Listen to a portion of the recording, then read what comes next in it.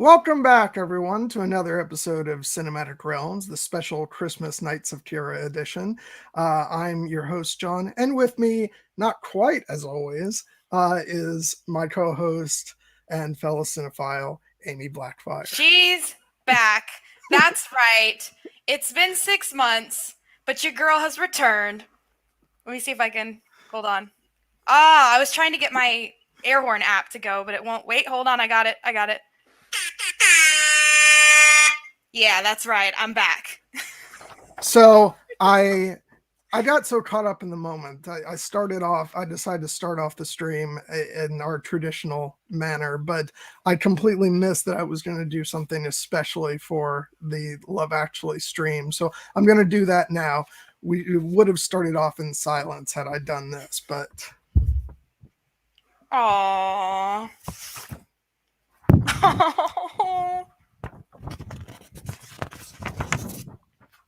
Aww.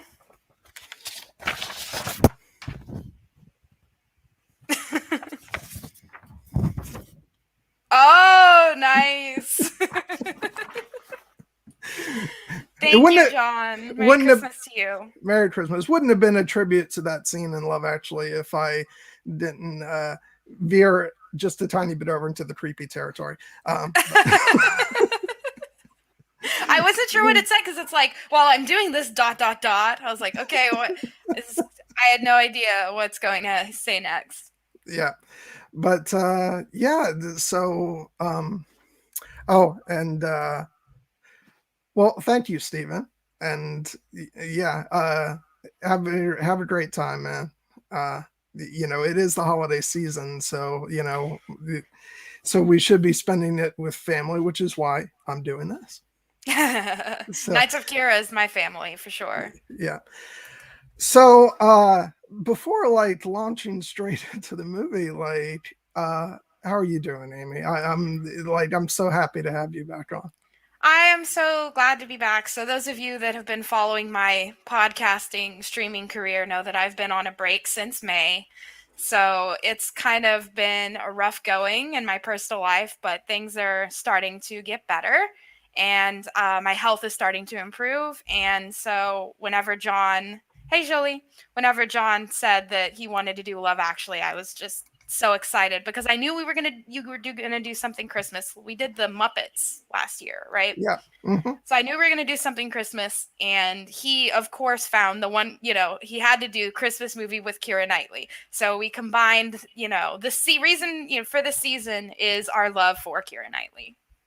Absolutely, and just going to go ahead and we'll throw up, the obligatory Keira picture. There will be many more, but yeah, no, it's funny because first of all, this is like my second go-to Christmas movie of the year. It's pretty much every year it's got to be either this.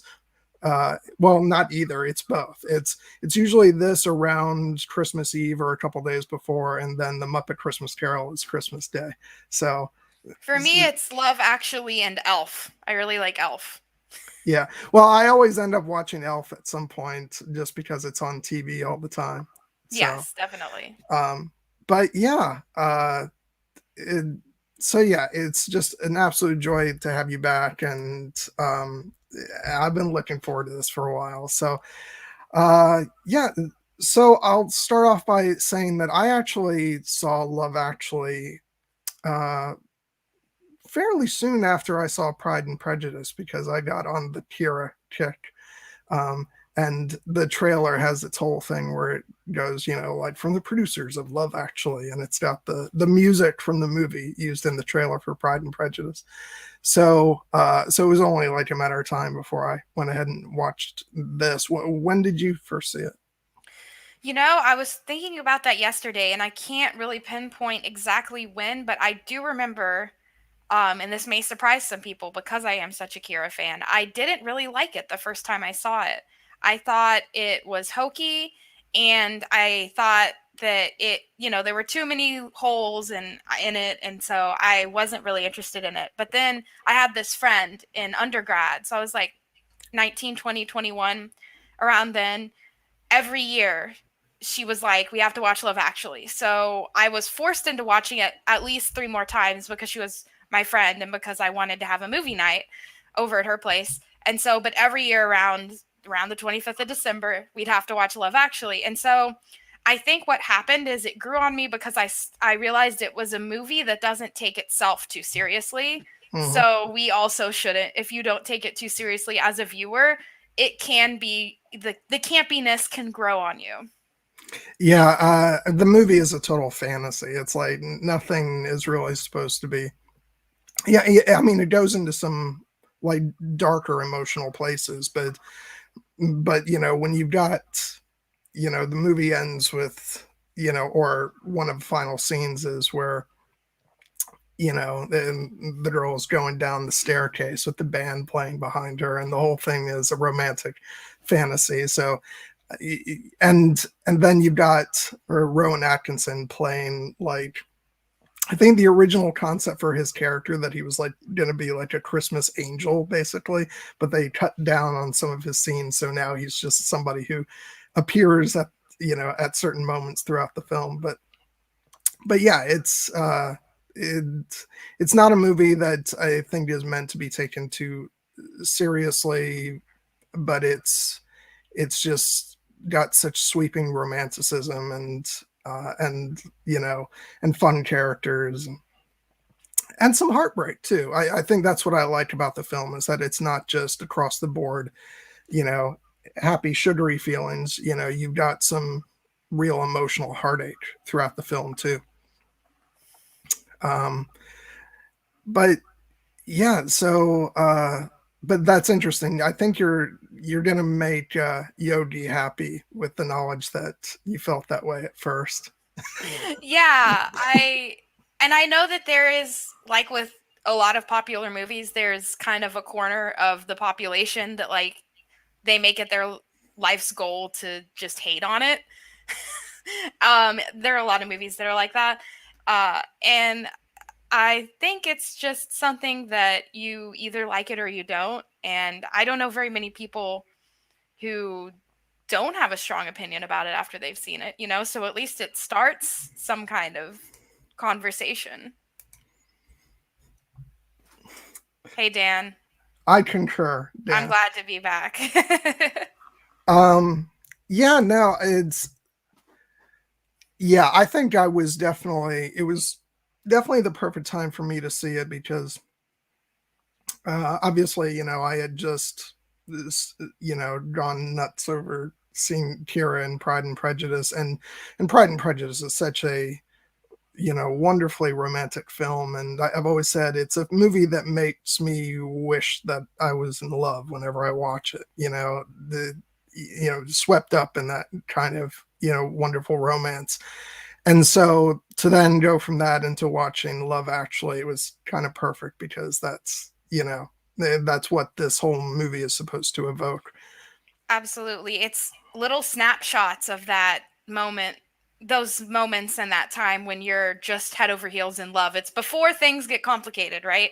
It's when things are kind of, you have rose colored glasses on and everything. So you feel like you can do anything with this person. You feel like you're going to be together forever, right? These kind of like real, like puppy love, that you first get. And I think that it's like snapshots of that, and it's these 6 or 7 love stories, and this movie is just in love with the idea of being in love. Yeah.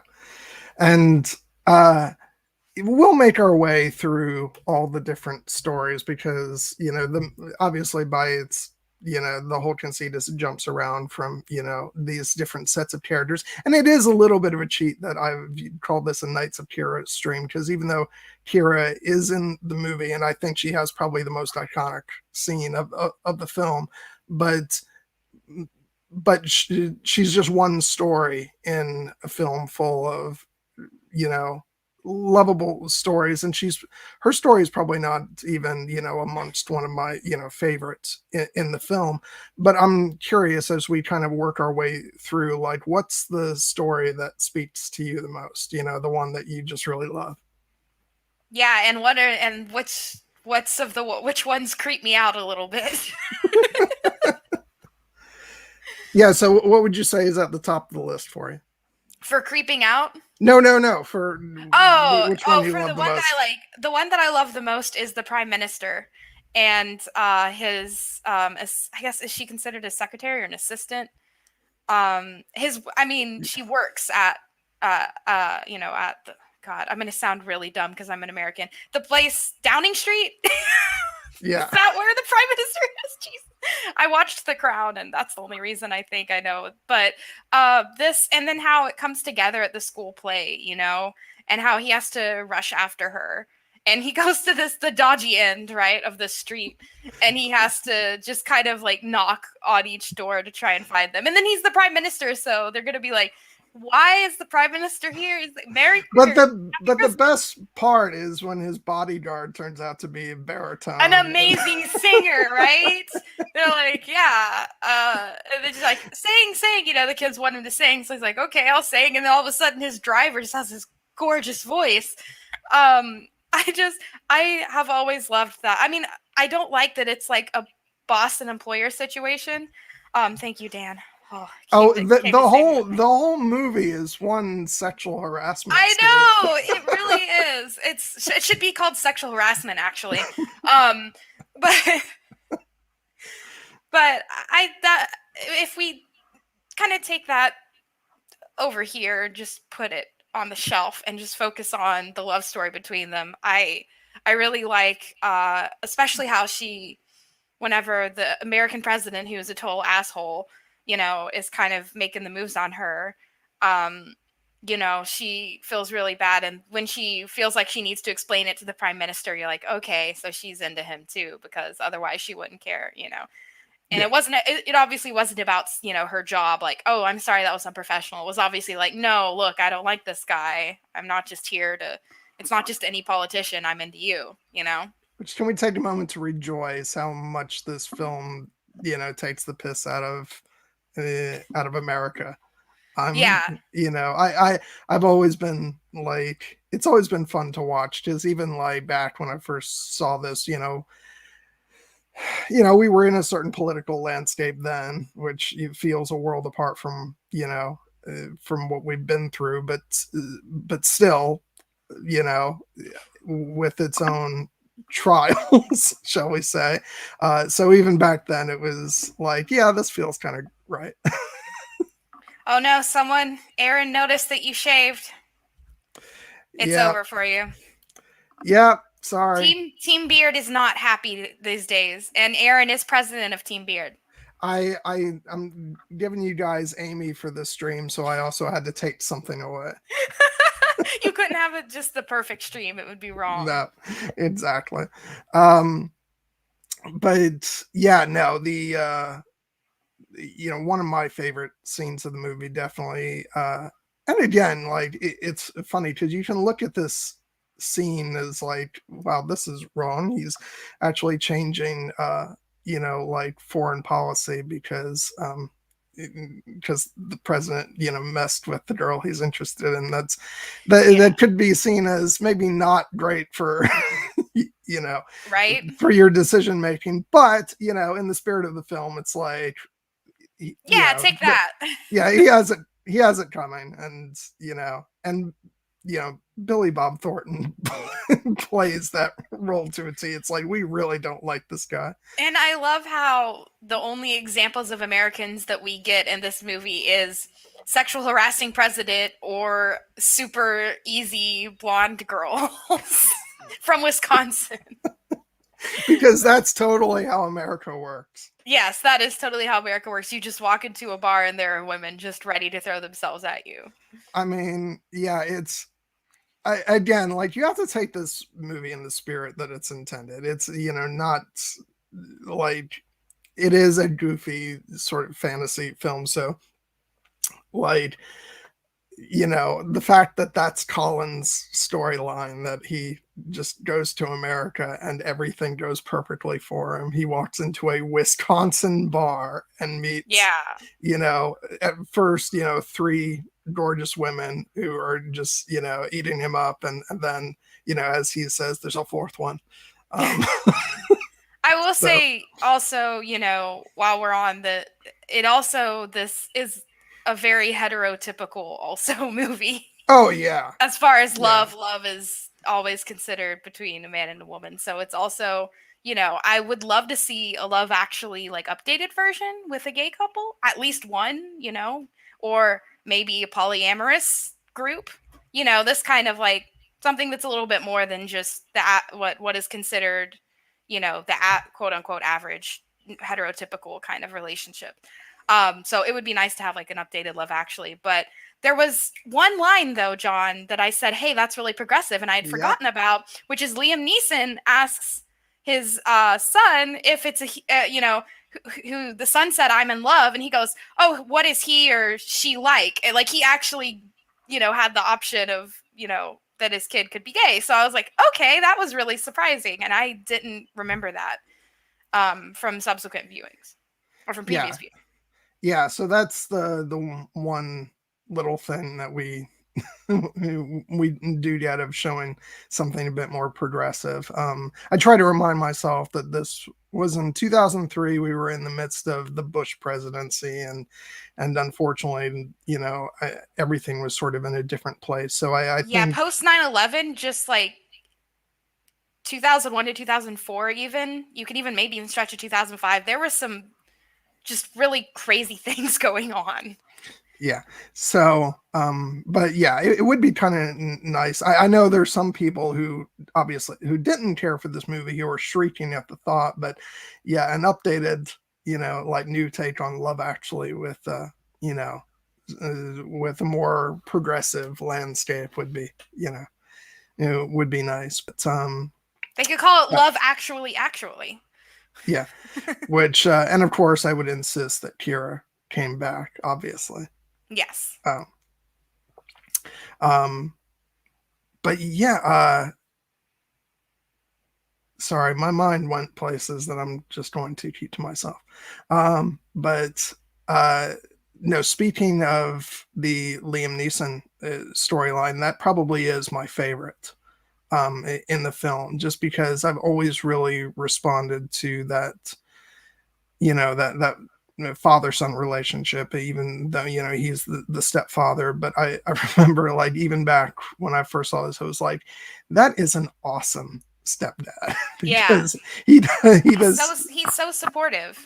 Yeah, I mean, I love the part where uh the kid comes in and he says, Daniel, I have a plan, and he goes, thank the Lord.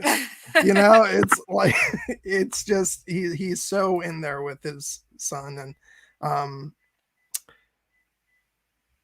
but yeah, which, by the way, we recognize that kid, don't we?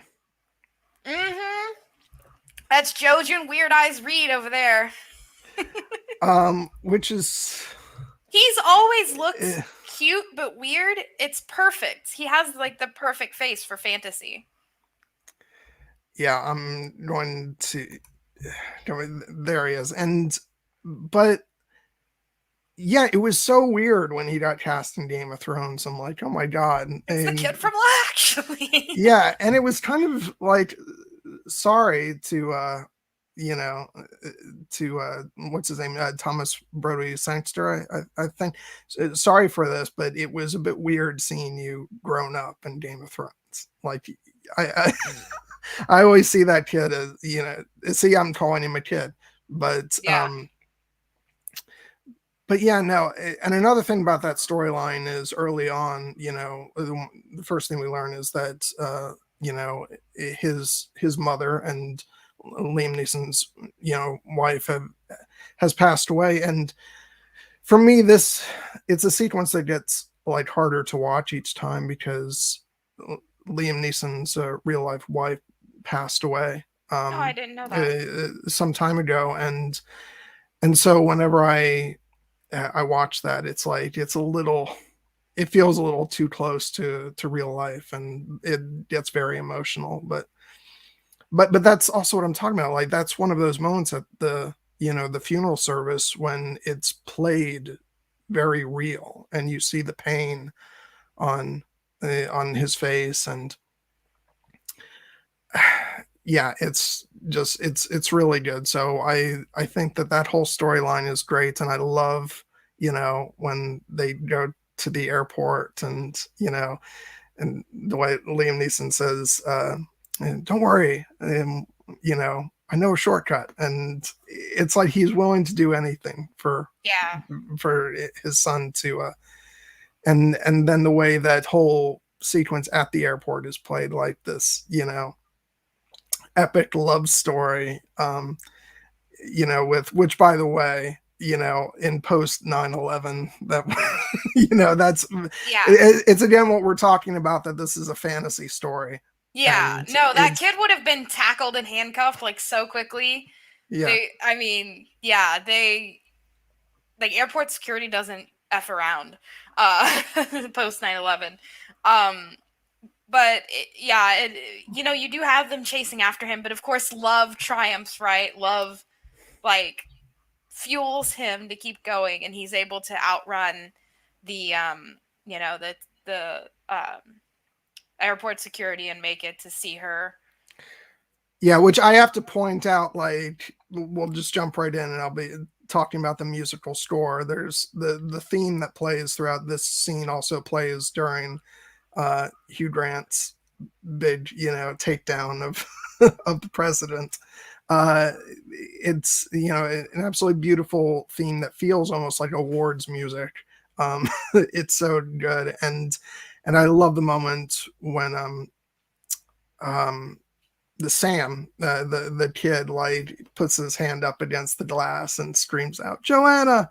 It's just like, again, it's, you could pull this from, some epic romance love story, and it's Yeah, and it means extra that that's his mom's name too. yeah, hmm So it's okay. It's gonna kind of sound creepy, but no, yeah, no, it's gonna sound creepy. I don't know if I should say, because he's like reaching out to a mother figure as well.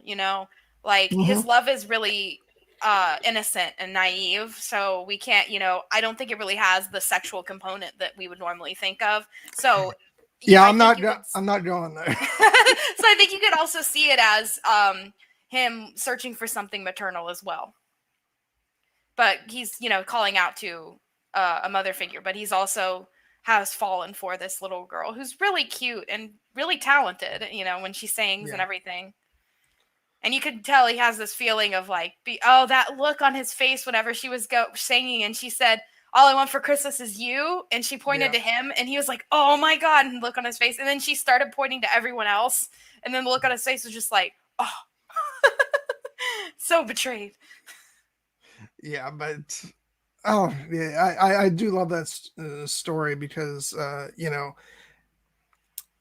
of my I'm just going to keep saying one of my favorite moments, because like this movie is just filled with moments that just sort of make my heart soar. But um, I love, at the very end, when he gets to the terminal, he comes back out, and and him and Liam Neeson just sort of share this, this smirking look, uh, and then as she comes back out and gives him a kiss, and then the music builds up, and it's just this big happy moment, and Liam Neeson picks him up in his arms, and they do the Titanic, soaring motion, which is a callback to the earlier scene in the film, when uh Liam Neeson says, "We need Kate and we need Leo and we need them now." Which, So sweet.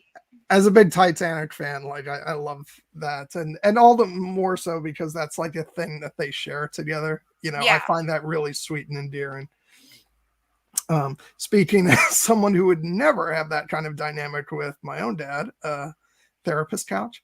But but yeah, no, I've always found that really sweet, and good, and it's kind of a the a non-toxic masculinity moment that I Yeah, think. you're getting to enjoy a romantic movie together. Yeah. Yeah, I would say that actually their whole storyline in a lot of ways, like just as much as Colin's storyline just reeks of toxic masculinity, this one like is like an anti-toxic masculinity kind of narrative, really.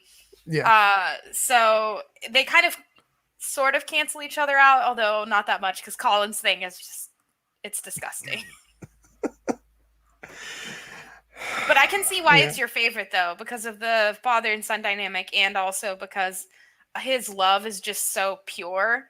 You Yeah. know, it hasn't been tainted yet, and it's really a lovely kind of um, it's a lovely take on whenever you have a parent encouraging you to pursue someone, which I uh think is really important, is always to have the people that you care about to support your affections for someone.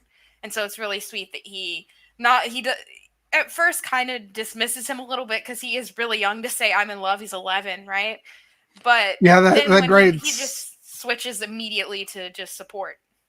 yeah, that great dialogue where he's trying to get him to tell him what's wrong. It's like, well, actually, which by the way, actually is said so much throughout the film. Yes. Going in with the title, but he says, "I'm in love," and the way Liam Neeson just goes, "Sorry," and it's like, "Aren't you a little young to be in love?" No. No. Oh, okay, okay.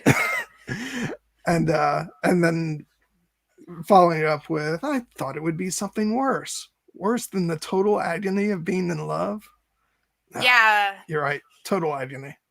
That little kid, he kind of has that old soul kind of thing going on, you know? Yeah, which of course leads us right into Jojen. Like Yeah, that, same it kind of makes character. sense.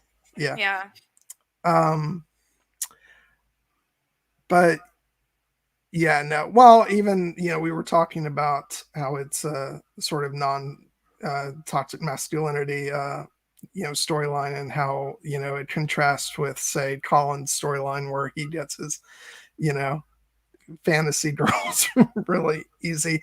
But Liam Neeson also apparently gets his fantasy girl because he meets Claudia Schiffer, Mm. Yeah. in the end. so so it's a fantasy for everybody. But it comes close. I'm trying to run through some of the other storylines. I know you said you were fond of the Martin Freeman storyline. Yes. Yeah, and if I'm not mistaken, and someone can easily correct me, but I think in the made for TV version they just take this couple out altogether because there's just no way to make that okay for TV because their whole um relationship, how they met, evolves around the making of porn basically. I mean the body part of movies or TV shows. Well, it's hilarious because it's like they keep pushing it further and further. As at first you're like, what kind of movie is this? And then Yeah. it keeps going further and further. And I have a great story to tell about this with my godmother Marianne and her daughter, who may be watching right now. They said they were going to, so I'm going to embarrass Karen. I'm really sorry, but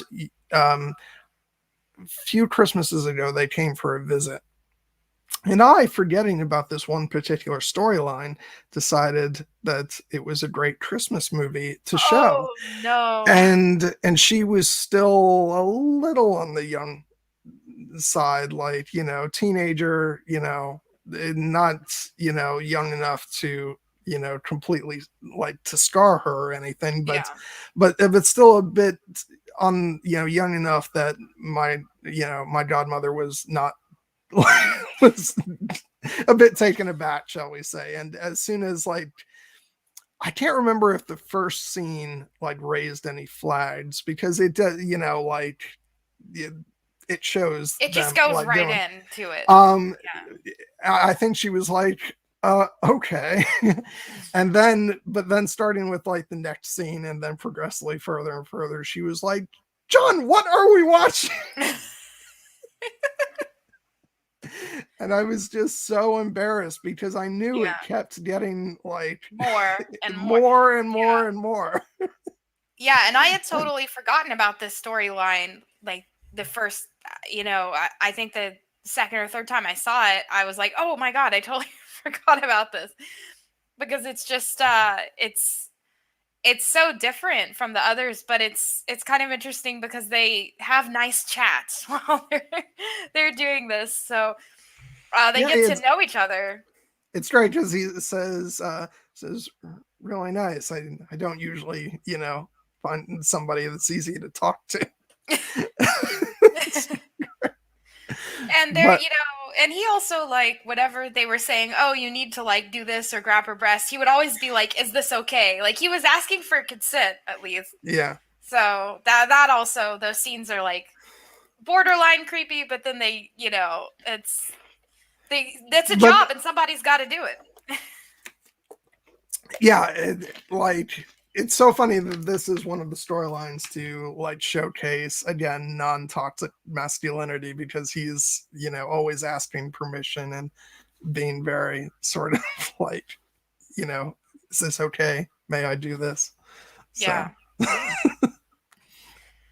But I think that they have a cute relationship, and I think it's just the kind of hilarity of how they met that it's kind of like it would be a story that you couldn't really tell everyone, but that if there were cool people, they would understand that this is kind of an interesting way that they met.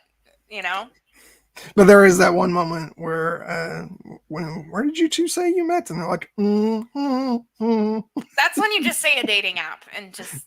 Yeah. I guess in 2003 that wasn't an option. I guess there was online dating, but yeah, just say you met on. Nowadays you can just say you met online, and it's like fine. Yeah, and I love that the director of this the movie is then connected with Colin. He's his best friend. It's like you were saying when we were doing the watch party. It's this is the smallest London in the world. Yeah, everyone knows everyone. Yeah, and then they end up having that party at the place that, I'm sorry, I can't think. It's the guy who plays in Walking Dead. Oh yeah, Andrew Lincoln. Yeah. Yeah, so he has that art gallery there, and then that's where they hold this office party thing. It's like, how is this all coming together? You really have to suspend disbelief. Yeah, but I mean, like, you can also look at it as they've chosen to tell a story about people who have a sort of loose connection to each other, and so this is the group of people. But yeah, it is. And then like you have that lady, and then all of a sudden, oh, she's the prime minister's sister, but then also married to Alan Rickman. So you're just like, wow, everything's connected. Yeah, yeah, I do love. And that's actually, we can start talking about Alan Rickman and Emma Thompson, because it's one of the, more sort of gut-wrenching stories of the movie.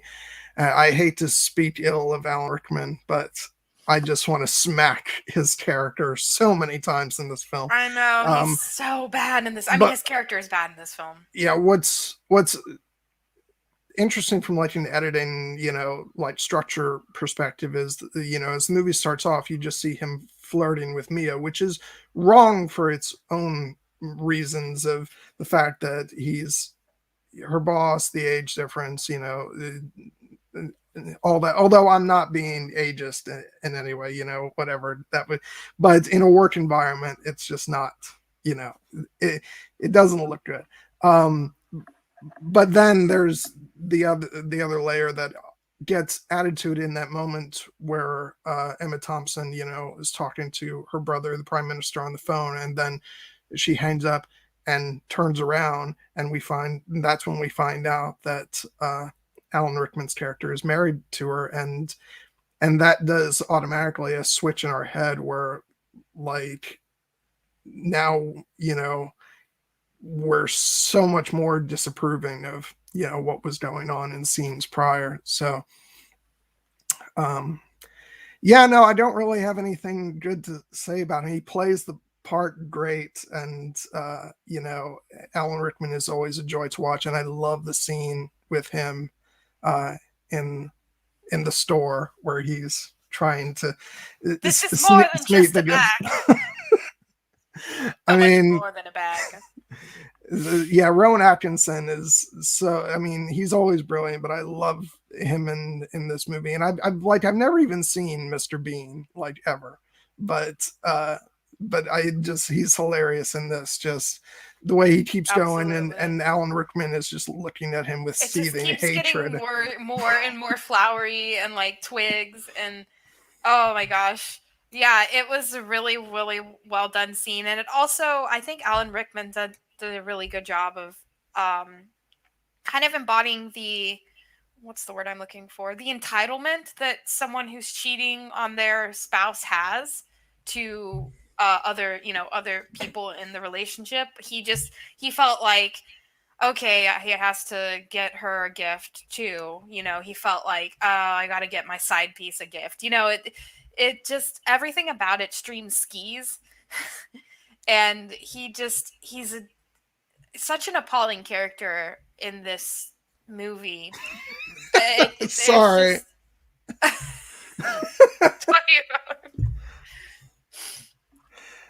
I hope he's at least right about the first one being his favorite, but Hold on. I just have a series of pictures that I want to put up for him.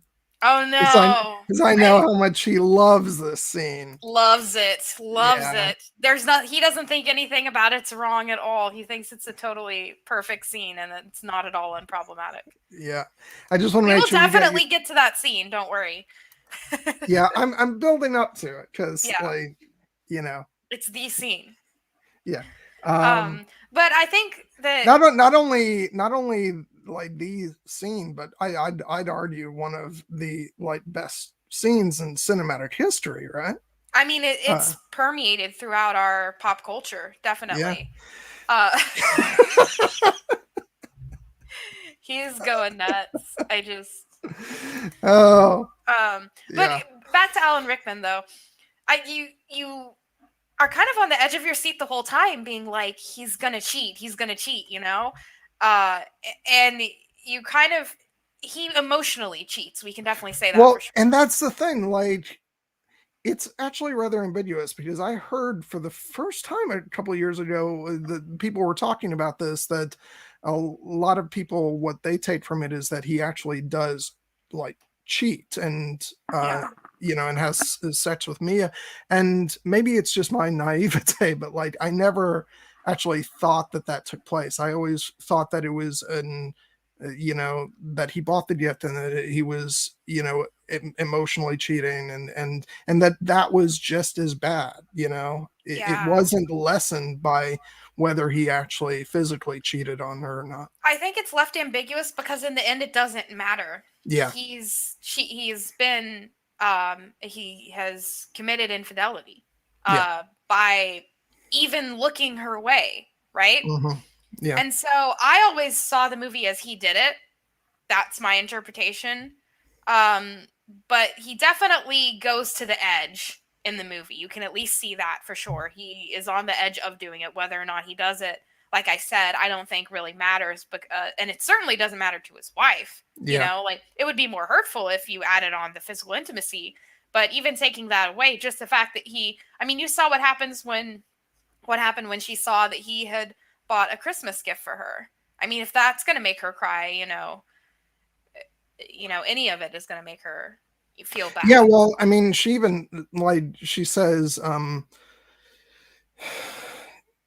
it goes through in her head, it says, was it, a necklace or sex in a necklace or a necklace in love? And she doesn't really ask him to confirm which it is because to her, it doesn't matter, which it doesn't. And, it's just as much of a betrayal regardless. And yeah, that was always so heartbreaking to me. And then the scene, a little bit before that when her brother David shows up for completely different reasons, but she sees him and the way she hugs him and she says, I've never been happier to see my stupid big brother.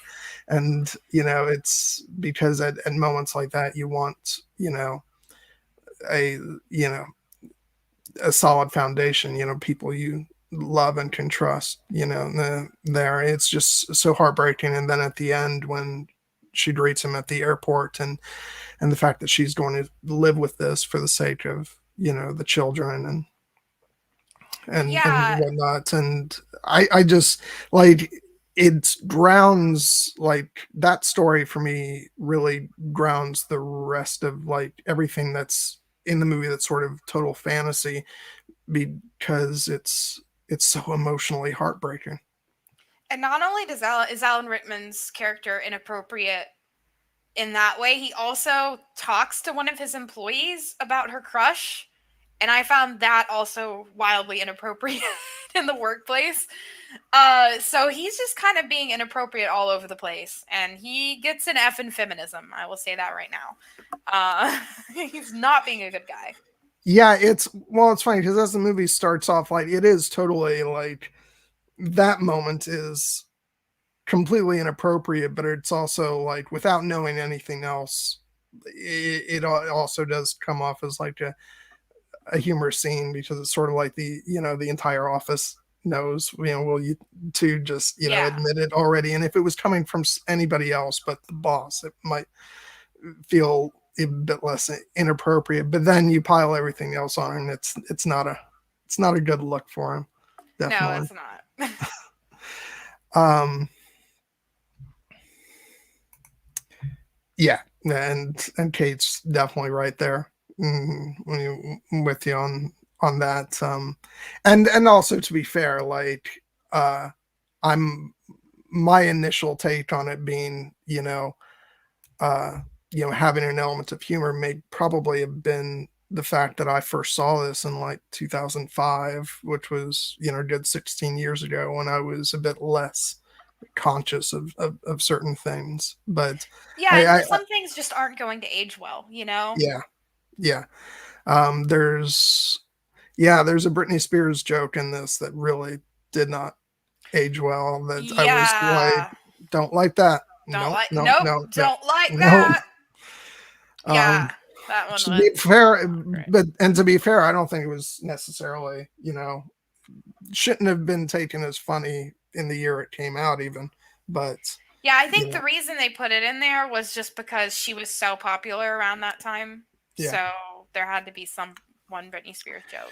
Which So does take us to one of the very best storylines in the whole movie, that of Billy Mack and his manager. yeah, true love. Which True love. the movie starts off with them, and, like, I swear to God, it is not Christmas until I hear those opening notes, and Yes. then see Bill Nighy doing his, whole thing, and then going, "I feel it Feel in it my in my fingers." fingers. It's, like, so great. And following up on our, what we were talking about before about toxic masculinity, like, Billy Mack is the embodiment of toxic masculinity, except the story goes to such a sweet place between two men. Right? um which, it's a wonderful contradiction, because the entire movie is complaining about his manager Joe, ugliest man in the world. um and and then, it ends with, after he's, won the the Christmas, you know competition, for his album and everything, which we're going to talk about. um but, he passes up going to an Elton John party to come back, and hang with his manager, because, as he puts it, you turn out to be the effing love of my life. Yeah. And it's just, it's so great, because it's, again, as, like, he exhibits, like, toxicity throughout the course of the entire film, like, that's his whole deal. But I just love that sort of honest moment between the two of them, where they've, spent their entire lives together practically. And, you know and he's like, "I want to be with you on Christmas," and yeah, I always felt that was a really good message to send, especially to men, you know, like, Yeah, the guy love is fine. Bromance is cool. yeah. And he'd also like that story was also about sticking by someone, you know, even whenever he kept messing up and messing up, this manager was always there for him, right? And Yeah. so like that's kind of what that relationship was about, was his manager seeing underneath all of the stupid prick persona that he had, you know, his manager saw that he was really in the end a good person, even though we don't quite see that. Which, by the way, I have to like veer off to the side here and say, like, this was the first time I ever saw Bill Nighy in anything, but it was not the first performance of his that I was exposed to, because Bill Nighy did the BBC radio play of Lord of the Rings, in which he played Samwise Gamgee, and I cannot imagine a more polar opposite. um, you know, I remember when I first found that out, I had to do double take, because it's like, first of all, he sounds different as he's gotten older, especially in this. He's like, you know, he's been on, he's done drugs throughout his life in the movie, and you know, and he's, you know, just like kind of doing the rock star thing where he's always moving his arms. and and then to think, oh my god, this is the guy who played Sam. But yeah, and not completely relevant to our Love Actually discussion, but as a huge Lord of the Rings fan, just had to shout that out and do my plug. If anybody has not listened to the BBC radio version of Lord of the Rings, it stands, I think, sort of right beside the film versions, and it's, if anybody was looking for something that's a bit more true to the text, that definitely is. And you got Ian Holm as Frodo. So anyway, so going going back to the movie, but I love all those, like, all of their sequences that are just littered throughout the film, because like, take that opening sequence, I just love that he keeps screwing up. Like, first of all, their ingenious, like, you know, new version of Love Is All Around is to insert the word Christmas. Christmas. It's like you're waiting for some big change to the song, you know, and they Right. say, you know, that's why we're doing the new version. And then and he just inserts that. But before he does that, he keeps screwing it up and just lets out a run of expletives that are Yeah. just, which I'm not going to say on the stream, but it's just absolutely hilarious. But yeah, no, I've rambled for a couple minutes. What are your thoughts on, you know, the storyline throughout the movie? Yeah, I think it's really sweet to kind of see. First of all, it's just funny to see how much grief he brings his manager.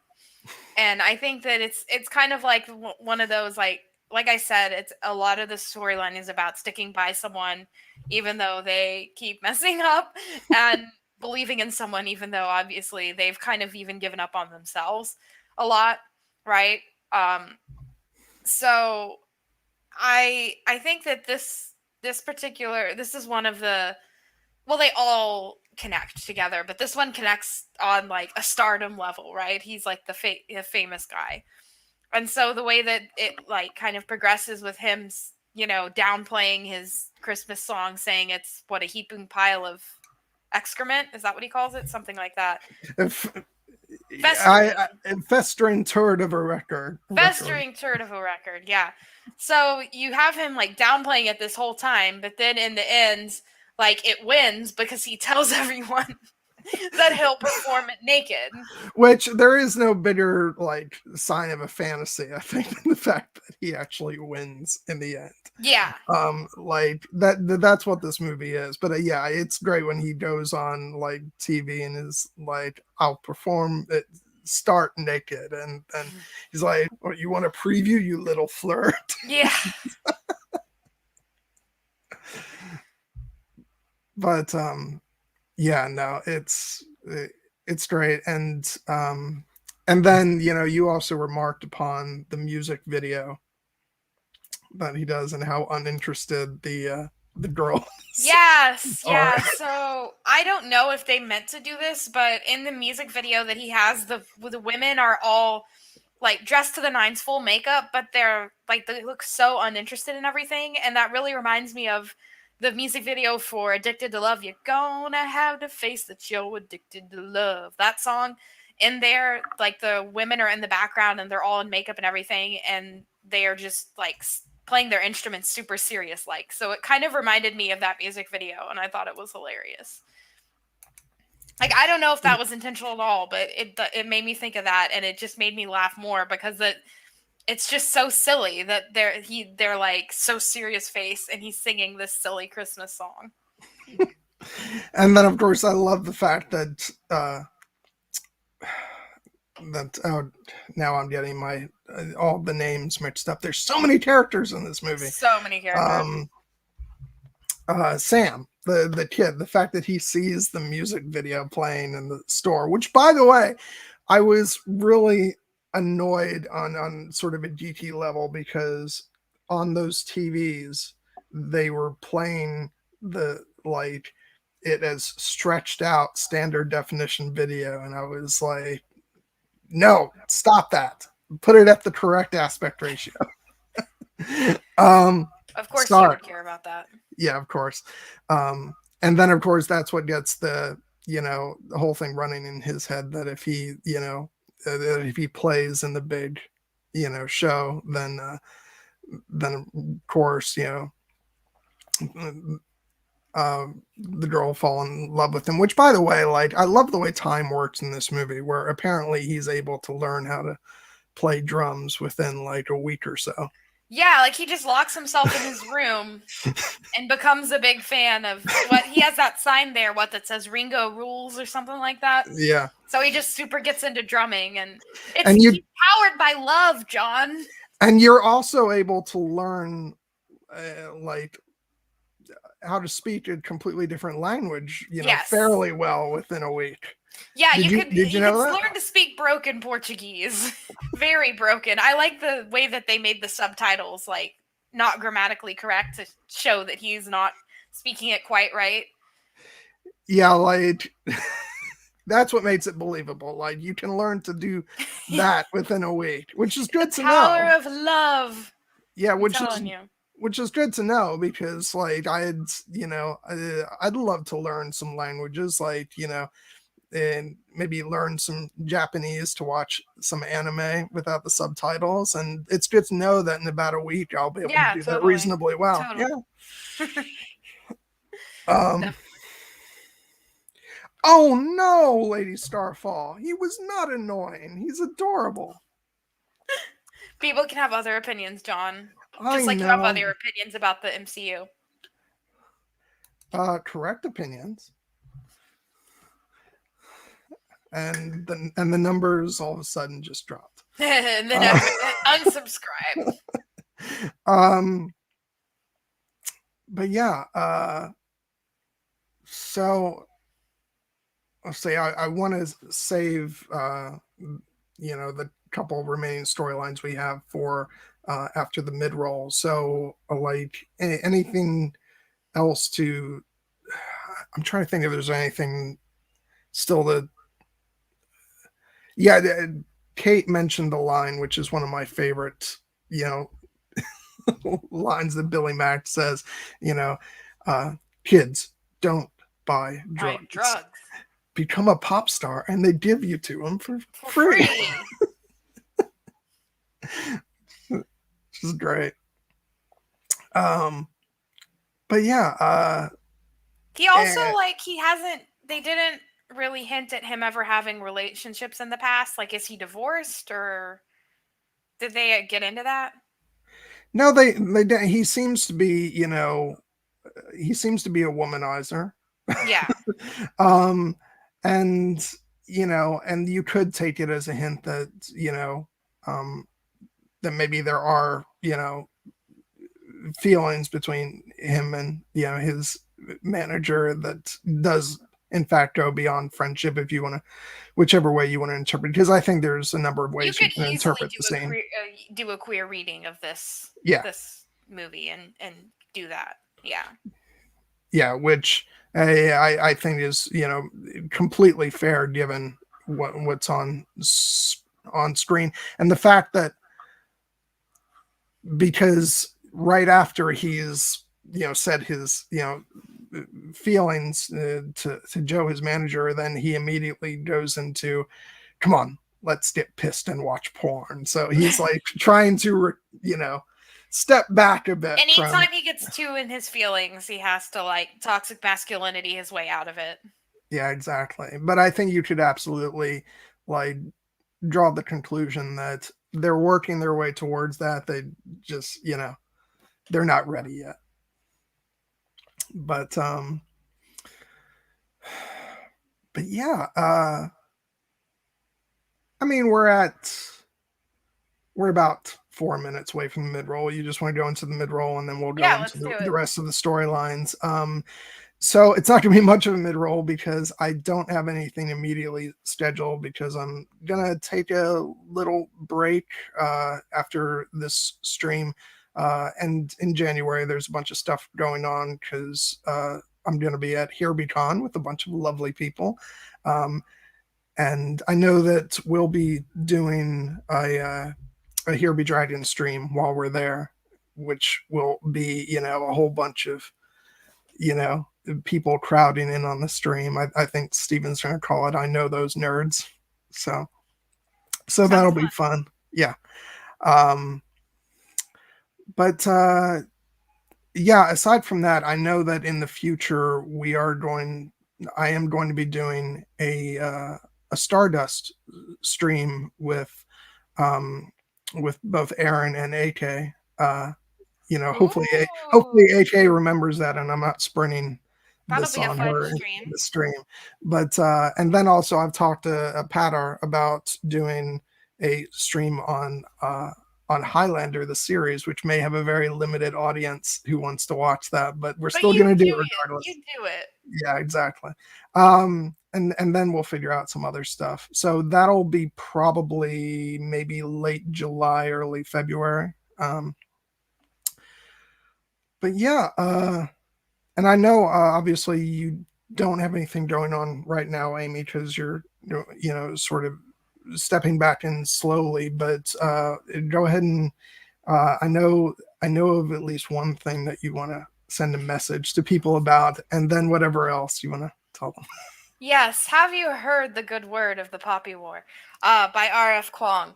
I have been away, but I will come back at some point after the new year, and I am going to start doing some Poppy War content. So if you have not read the series, please read it. Here are all of my tabs. So I have lots of thoughts.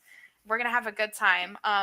Another thing I want to do during the mid-roll is show off my puppy, because this is the first time that he's ever been that I've had him for streaming. So I'll be right back. Okay, everybody, pay attention.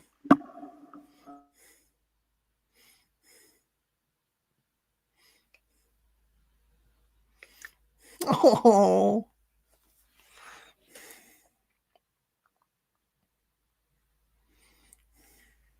So this is Mushroom, everyone. Those on social media have met him. Hi. And he has a little shirt.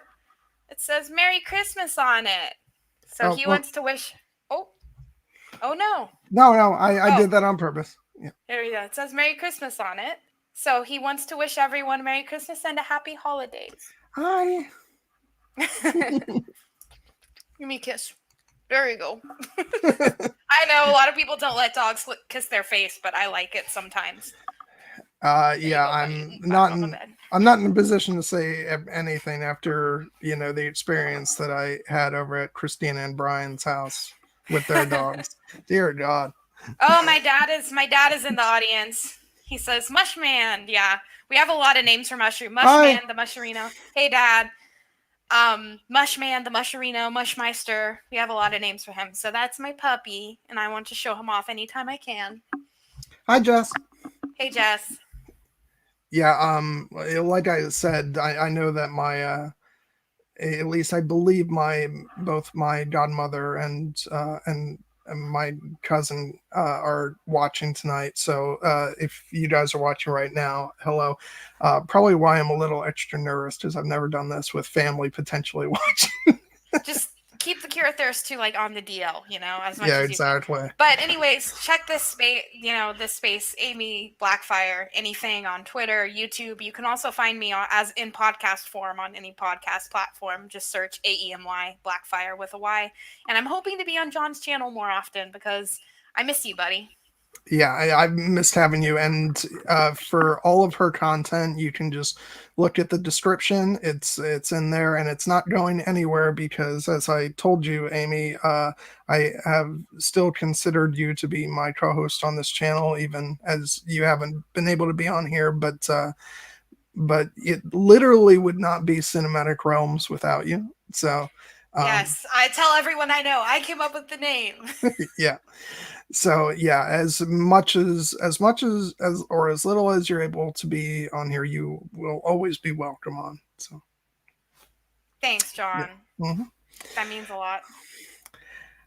Anyway, so yeah, as for other stuff going on, tune in to Here Be Dragons this Sunday at 6:00. I believe we're going to be talking about the first 3 episodes of season 6 of The Expanse, which is a little show that I've got to get caught up. Yeah.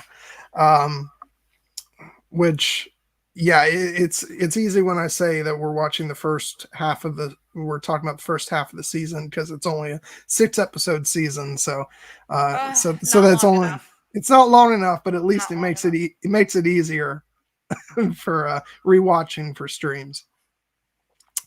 So yeah, let's. I don't think there's anything else, so we'll go ahead and dive back into the movie. So where does I'm trying to think, where does Laura Linney's storyline fall on your? Who is Laura Linney? You're gonna have to name us. I'm bad with names. Let me put up. It's easier for me to put up pictures. Hold on. There we go. Yeah, hers is kind of. I feel differently about what's going on with her every time. She's the one who has the brother, right? Who's sick. Yeah. Mm-hmm. Yeah, when I first saw it, I was like, "What's wrong with you? This is a hot guy. You should be doing your duty, or not your duty. You should be not. Wow. You should not worry about your duty." Is what I was trying to say. It's on tape, Amy. Oh no! This whole time I've secretly been a misogynist. But as I watch it later, especially as I've gotten older and I've seen people get sick in my life, I just feel heartbroken for her that she can't really truly live her life yet because she has this brother, right, that she cares about who is sick. And so I don't know what else to feel for her but pity. Yeah, it's well, because yeah, and I told you I feel the way I view this storyline is kind of different than I have in the past because I'm not going to say anything out loud, but obviously, a lot of people watching know about some personal difficulties that I'm going through in my life. But, the movie is called Love Actually, not just it's not romance, actually. It's, exploring all these different kinds of love. And what I see that storyline kind of representing is the people who do sort of sacrifice, things that they want for themselves for the sake of loving those closest to them who maybe need their help, even though maybe it's not the most convenient thing in the world for the person who has to to deal with all that, but sometimes that's what family's all about. You're there for till the your end. Yeah. And so really for me the key moment of that storyline for me is the last little moment we get of her and her brother on Christmas Eve when they're sort of bundled up with the scarves and everything. It's showing that she's, she's sacrificing things for the sake of, love for her brother. And so I do find it to be a very endearing and an emotional storyline. It's just, it's a little hard to watch, I think it does also. It's a very serious part, especially when he like almost slaps her, right? Yeah. It also, I guess, the good thing about this storyline is it does show that like Christmas and love doesn't fix everything, right? Like just Yeah. because everyone's in love and it's Christmas, that doesn't mean that that her life is going to get any easier. So I think it also shows us that love isn't a magic wand that's going to fix everything. Yeah, Sean. I know. I've been indoctrinated. Yeah. I do find it very funny. Let me God. I'm just looking up a name. I do have the cast list here. The actor who plays Carl, who is her love interest. Carl. Sorry. Yeah. Oh, okay. Time out. Like, Yeah. we haven't gotten to their story yet, but Andrew Lincoln, like, not as Rick Grimes Yeah. in something, really throws me. Clean shaven? Like what? He doesn't have, months of zombie And guts and dirt on him? British accents and Yeah. and Carl. yeah, like if he's not screaming Carl, I just don't know. I don't know how to take that. Um, yeah, well, I'm gonna rant some more about the lack of Rick, as we cover that storyline. But no, the character of Carl, who is Laura Linney's love interest in the movies, played by the actor's name is I'm looking at Rodrigo Santoro, and he's done a couple different things. I think a lot of people probably know him as Xerxes in the movie 300. But also he had a part in Lost, in the show Lost, in where he was one half of the most despised couple in television history. I'm trying to remember what their names were. Doesn't matter, but they were like the extra characters that were stuck into the middle of the third season to show, see, we're not just completely focused on our main characters. Here's some of the other people who were on the plane.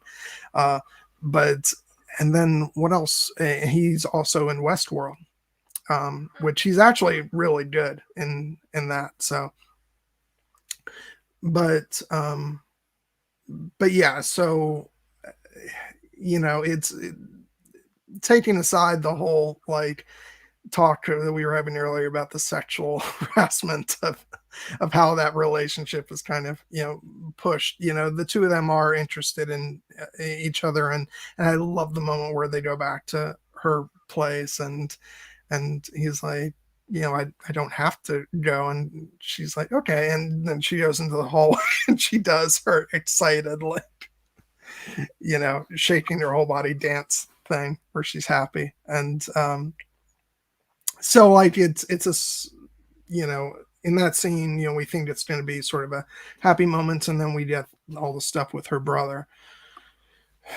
which the first phone call happens, and it's like that's difficult to deal with, and then when he calls back again, I think that rings true for probably a lot of people who are dealing with family members who have difficulties. It's like, no, it's not necessarily going to help them in in the long run if you're constantly like sacrificing things for them, but you love them, so like your impulse is just to go ahead and pick up that phone and be there.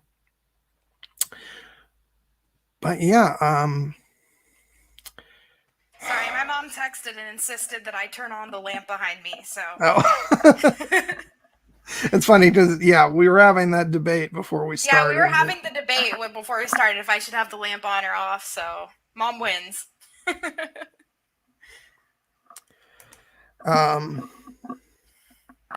But and something I asked you, John, and you said that that we didn't find out was wondering like what exactly the brother had, like what kind of condition. We don't get anything. It just seems to be some kind of maybe degenerative kind of condition.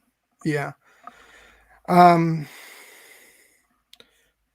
I suppose yeah. it doesn't really matter for the story. I was just curious. Yeah, it doesn't matter. And, wow, I guess I wasn't going to say it, but I guess there's really not, I have to sort of talk about it in terms of how I was receiving the story. Obviously, many of you watching know that my mother has dementia, and it's been getting worse lately. So whether it's that or it's some sort of more specific condition, it's you know, a lot of this kind of, you know, it ran true for me, and sorry, I maybe I shouldn't have said. Now I'm gonna get emotional, but yeah, Yeah, it kind of hit hard this time through. I don't think I've watched the movie since things have gotten a bit worse, and so yeah, it's but yeah, so I think this hit a bit harder than it has in the past, and that idea of just, it's kind of taken out of your hands in terms of, certain other things that maybe you want. Sorry, I don't like the direction this conversation is it's all going. right. We can move on. Yeah, I'll just say that, yeah, it's a difficult situation, and so I had a lot of sympathy for her watching this. But Absolutely. And like you said, it's a lot about sacrifice. It's also a lot about sometimes things don't work out, right? Sometimes, it seemed like everything was good, that they were they were at her house and she, said wait 10 seconds and cleaned everything up and like it looked like it was going to be the perfect moment, but it wasn't. It was kind of a false alarm, right? yeah, So I think it also shows that, you know, love or, getting together, it's not always going to happen exactly as, as it should. Sometimes it falls through. Sometimes people don't get together. hi Cassie, thanks for coming over. Yeah, so do you have anything else to say about that No, other than it's storyline? sad and that it like you talked about the sacrifice that it represents and also that it represents that things don't work out sometimes. I think that's about it for Yeah. that storyline. So let's go ahead and move on to our girl. Is it finally Juliet time? Yeah.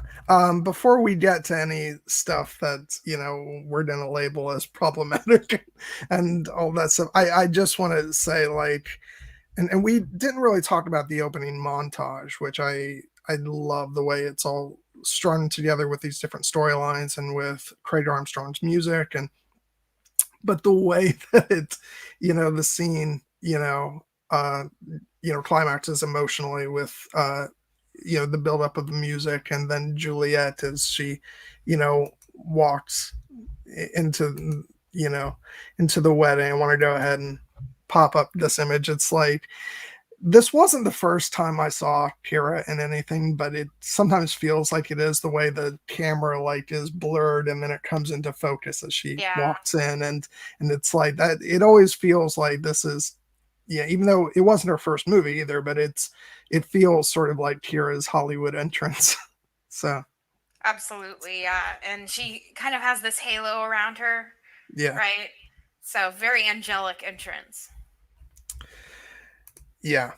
Um,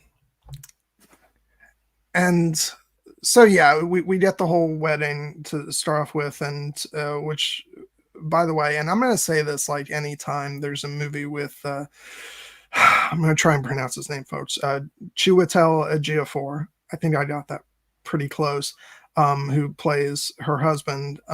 Anytime that he's in a movie that I feel he's underused, which is the case in this movie, I'm going to complain about it because he is such an awesome actor. For anybody who somehow has not seen 12 Years a Slave, Mm. fix that, because he is absolutely astonishing. Um, and of course, he also plays the villain in Serenity. So watch that too. uh, but yeah, so there's the whole wedding scene, and we're introduced to the sort of dynamic uh, between her and her husband, and the character of Mark, played by Carl Andrew Lincoln. Carl. And so and the whole thing with the wedding is that he springs the surprise of the musical number on them with the famous musicians, which, like, how on God's earth did they sneak those instruments Yes, how did they in fit there the with that? trombones under there? Those pews don't have that much room. But again, like fantasy, like the whole thing is just meant to be, that's the way it's supposed to be. So the dynamic we're introduced to with them is that potentially we have the idea that that Mark is in love with one of them. At first we think it might be the husband, and then and the fact that he doesn't like Juliet that much, which is actually the complete, couldn't be further from the truth, because actually he's secretly in love with Juliet, which who wouldn't be? Fair enough. But so that leads to, I think, the scene that I actually think is the more sort of problematic, if we're going to call that, of the sort of the big, um, scenes between Andrew Lincoln and Keira Knightley, which for me, where he goes wrong is the wedding tape, which is like, what the hell were you thinking? See, basically, I don't know if he only films her or if he edits the footage down to just her, because as I pointed out, no unedited video looks like that. Yeah, I think he definitely like edited out all the other stuff and just focused on her. Yeah. I will agree, because it's like that was stalkery. That was so wrong. And so I have, to be honest, like, I know people will object, but I have fewer problems with the scene that follows where he actually goes up to the door, because I think that that's him trying to set things right, of putting his cards on the table and saying, okay, I'm going to actually be honest with you so that you're not left confused and unaware of what's going on, without also trying to, like, I don't think he's trying to pursue her in that scene. It's like he's just trying to say, this is what I've been feeling. This is actually why I was acting the way I was. I'm sorry. I was an asshole. I screwed up. And, and that's that. So I'm interested what your feelings on all that are.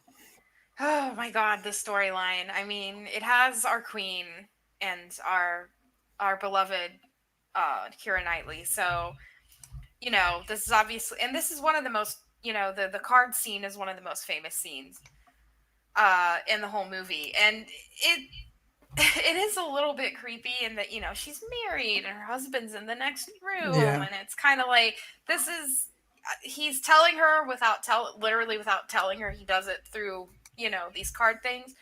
But in the end, I think that, and this is something that they were talking about in a YouTube video I was watching, which is, this is supposed to be like that kiss between them. Like, that's supposed to be like a moment that they just kind of, I guess, have forever, but will never kind of talk about. Like, they're just going to go about their lives like it didn't happen. See, I always have taken that as, like, that was something that she was giving to him as sort of a sort of parting thing of, like, she's acknowledging his feelings while, that's the point where they're moving on.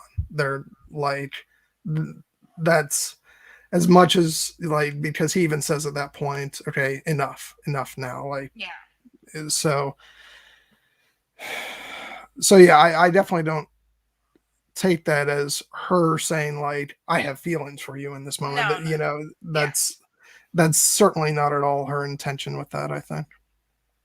Yeah, and I think she's kind of like, I don't know. There's always that, these is such a trope, right? For a woman to kiss a guy and then be like, but then it's kind of you can have this like a freebie, but it's never going to happen with you. So I think it's a lot of it is just a romance trope.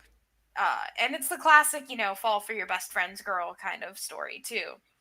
Yeah. Um, but you really have to see Love Hard, John, and anyone listening, which is a new Christmas movie with Nina Dobrev, because they have a reference to they have the huge reference to Love Actually. Actually, they do the card scene within the movie. It's really good. Anyways, you have to see it. But like that one scene with the cards has just permeated throughout popular culture, and you have all these memes centered around it. And I can't believe that one scene just became so well known. Like people who've never heard of this movie have know what this scene is. Yeah, that's what I was saying. Like, for better or for worse, it is the iconic scene of Love Actually, and people know it. So Yeah. Like it is really did not age well though. Especially, you know, just the idea of they're supposed to be best friends. It's like totally against the bro code. but it's also Keira. It So is Kira, so this yeah, um, yeah. I'm trying to be very objective here, but it's probably not going to happen. But yeah, no, I certainly acknowledge the issues with this storyline, but at the same time, like I uh I get being head over heels in love with Keira Knightley. So definitely. yeah. Um yeah, so what's yeah, and something that is actually it's a tag on this storyline, which as we just talked about, I don't actually think that Keira Knightley's character is showing genuine feelings towards him. But you've got that scene at the end where they show up at the airport, and he's like, "Oh, I just thought I'd tagged along." How do you take that moment? As far Sorry, as could you repeat the what moment? the moment at the airport where it shows them, and they show up to greet Colin Firth's character, and Andrew Lincoln says, "Oh yeah, I just thought I'd tag along." Like, how do you take that moment that he's there with them? I don't know. The whole end of the movie feels like a dream. Like it feels like you're in this kind of like ether of love, right? Because they have people coming back. Anytime at the arrivals part of the airport, you're gonna have people hugging and kissing and everything. So it just seemed like they just kind of plopped all of our characters into this dreamland that also, of course, ties it back to the beginning of the movie where it talks about how you might think that there's bad in the world, but go to the rival part of the airport. That's where there's going to be all this love. So I feel like it was kind of weird, though. It did kind of come out of nowhere. Yeah, I'm gonna choose to take it as like he's said his piece, and they've sort of moved on, and he's like, you know, Mark is still or not? No, he's Mark. Who's? I'm trying to remember the husband's name. Let me. Peter.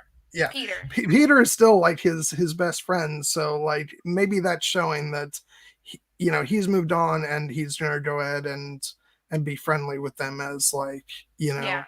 as a couple, and all that. So because there actually was a Love Actually sort of reunion they did for Red Nose Day in Britain a couple years ago, where it actually showed that Mark's character had moved on, and had like a girlfriend, and everything, that Juliet and Peter were still together. And of course, it was so funny because Andrew Lincoln looked appropriately like Rick in the Yeah. reunion. So it was like, Oh, I haven't seen that. that's That's weird. great.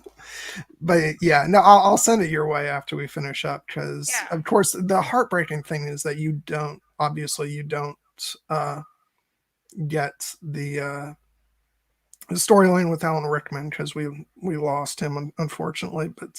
But I think they pretty much cover everything else. But it's like it's not a straight sequel type thing. It's kind of a they're winking at the audience throughout the whole thing, because it's kind of a just a fun little video. But yeah, as far as, hold on, I'm just looking to see what Cassie was saying. What characters did we talk about already? All right, so we just covered the Keira Knightley storyline. We've talked about Bill Nighy, um, Alan Rickman and Emma Thompson, um, Laura Linney's character, and Colin, who Colin. we talked about him. Yeah, that guy, Colin. Yeah, his is the worst. His is the worst storyline. I think everyone can agree. So I guess one of the only Not to him. Like oh, God. to him, he's having a great time. God, this is just so terrible. And then of course they're like, "Oh yeah, our friend, she's the hot one." It's just like, what is going on? This is just a man's wet dream. Well, and it did also feel like a commentary from Britain on like Americans. I just love when he was like, "I'm going to this place," and he goes, "Wisconsin." I guess the couple that we haven't really talked about then, except a little bit, was we did talk we did talk about the Prime Minister. Yes, that's because that's my favorite one. Yeah, we haven't gotten to it in as much detail, but I guess the one couple that we haven't really talked about much is the guy and his Portuguese. Mr. Darcy. Yeah. Colin Firth.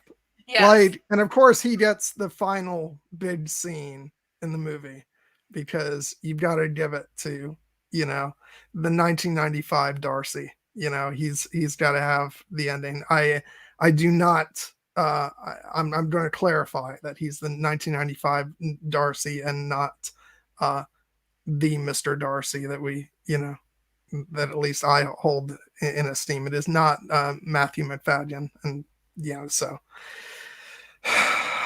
But yeah, okay, that's a good one, Yogi. Yeah, I'll go ahead and put that up.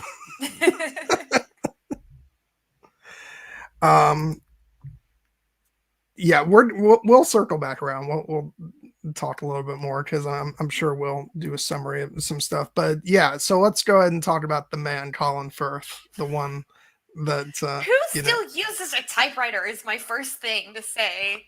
And outside, like what are you thinking? Yeah, it's 2003. It's not the freaking 1980s. He's one of those guys that's like, I just feel like I write better on a typewriter, like hipster guys. I was typing on a typewriter before it was cool. Yeah, like Kate says, outside in December by water. Like, what is happening? And he's supposed to be in France? No, I think he was still. No, I think he was still like. Was he still in England? I thought he was in the English countryside. Maybe I'm wrong. Okay, it was just weird because like no one spoke English around him, so that's why I thought he was somewhere else. I mean, I say it's the English countryside because, of course, they're going to give Mr. Darcy the English countryside romance. Of course. But he gets this what, she's supposed to clean his house? Is that what it is? Yeah, which is again like what I was saying. Like this movie is just one large sexual harassment suit. Like, but it's a sweet story. It is. I love the stuff with they don't understand each other, but they're basically saying the same things, and so it's like, yeah, they're meant to be together, and it's it's adorable, but except for the point where she's like, maybe you could give me 50% of the profits, and he says, maybe I could give you 5% of the profits. Yeah, it's so funny because they're not really talking past each other technically. They're actually in conversation without knowing it. Yeah.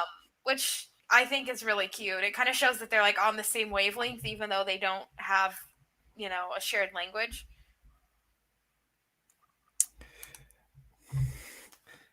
Okay, so it's a French cottage. So yeah, I don't know exactly where they were supposed to be, but it doesn't really He's matter. getting away so that he can write. That's the main Yeah. thing.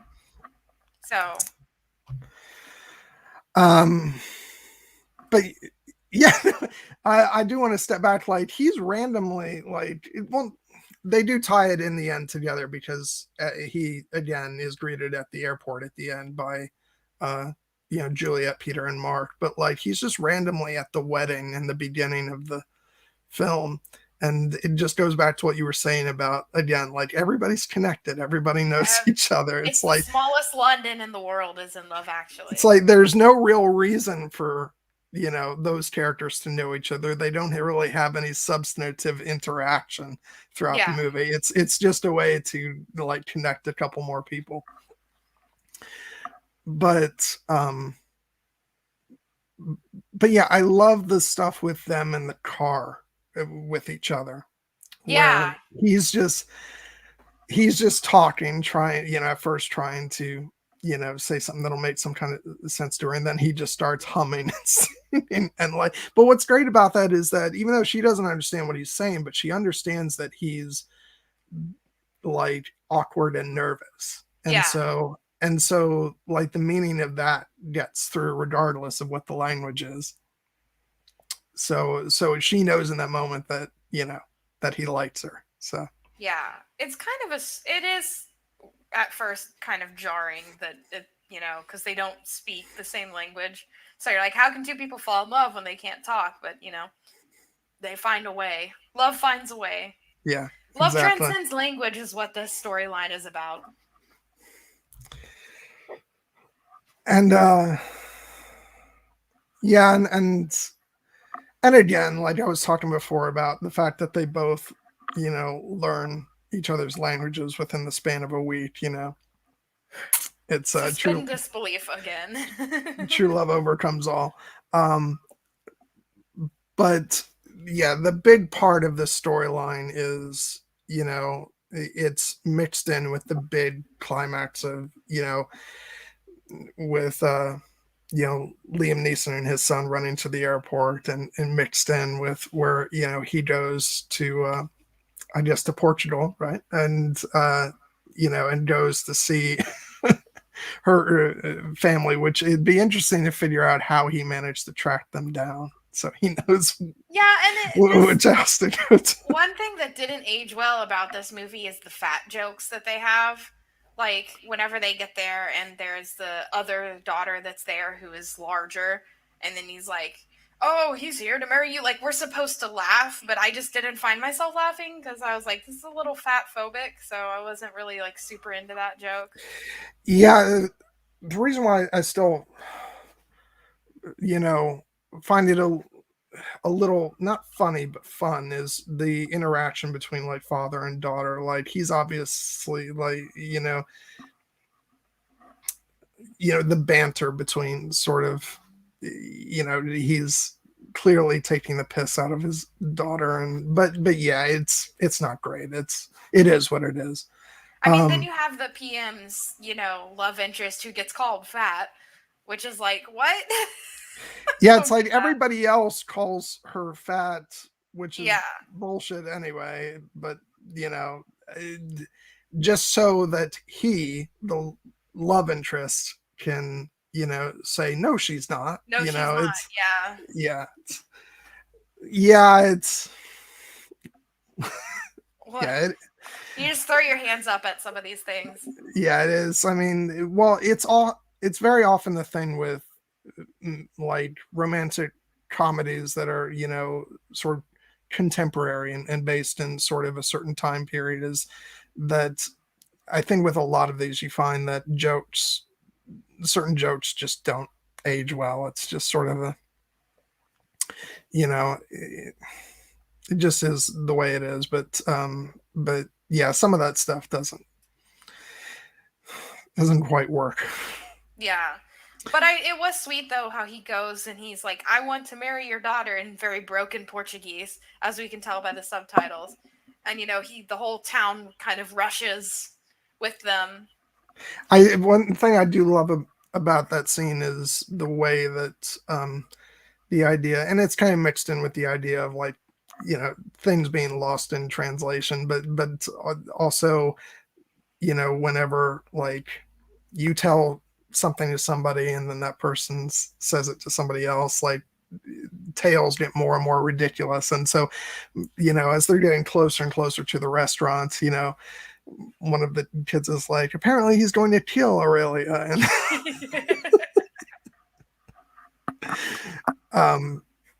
but yeah, it says, I love the way it's all shot with, there's like an overhead shot with them all walking down the street and stuff. Like I said, this whole sequence with multiple storylines sort of, converging, and well, not really converging, but I mean, it just, it's building up to this great, emotional moment. And the fact that, you get that moment with Liam Neeson and his son, and that storyline, and then the music kind of calms down, and then you get Colin Firth walking into the restaurant with everybody, and it kind of feels like, all right, we've saved the last for the romantic hero of the of the movie.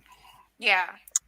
And and I just love it. They get into the restaurant, and the father's like, this man wants to marry Aurelia. The guy says he can't do that. She's our best waitress. And and again, the fact that they both realize that they've learned each other's languages, as unrealistic as that may be in that time frame, it's sweet. And then when she says yes, and then comes down the stairway with the band playing behind her, it's all this wonderfully sweeping romantic stuff. And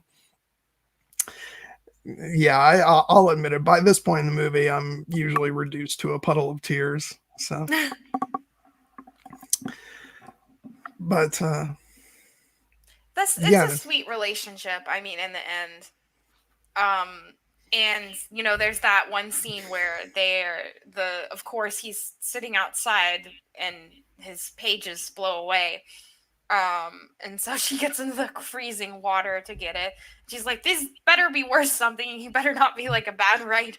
It's like, and I love the way he goes, she's in, yeah. And he's like, now I what is it, like, she'd think I'm bad if I... She's gonna think I'm a total spaz if I don't jump into... Yeah, so then he jumps in. It's just crazy, that whole scene. And, like, it's in the water. You're not really gonna save the pages. Yeah. But she still tries anyway, so it's a really good bonding moment, I think, for them. Yeah, nothing about Howard the Duck has aged badly at all. I'm sure that's perfectly in keeping with the times. Yeah, no, it's... And then what else in that scene in the water? Oh yeah, don't disturb the eels. And then he's like, oh yeah, what the hell was that? What is that? Yeah. Oh my gosh. God, yeah. And yeah, no, it's just a wonderfully, romantic ending, that scene in the restaurant. It's just one of those things where I watch this every Christmas, and it's just, I always get caught up in the, and how sweet everything is. And yeah, I just love it. So I'm trying to think if we missed any storylines. I think we just about covered them all. Yeah, I think so. Let me look. Yeah, I think we got them all. I know we said we maybe talked a little bit more about the Prime Minister's storyline.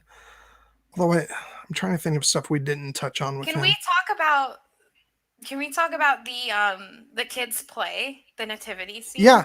Yeah, because I just think that's so precious, and that they have these kids in these costumes of all these different animals that had nothing to do with the nativity scene. So it's kind of like there's an octopus and a lobster. First lobster. There was more than one lobster present at the birth of Jesus. Duh. Duh.